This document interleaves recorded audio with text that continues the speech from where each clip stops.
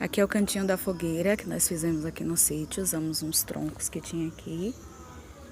Colocamos ao redor. Essa fogueira fixa, ela é feita com paralelepípedo, cimento e umas pedrinhas para fazer o preenchimento. Usamos aqui uma grelha, um espeto.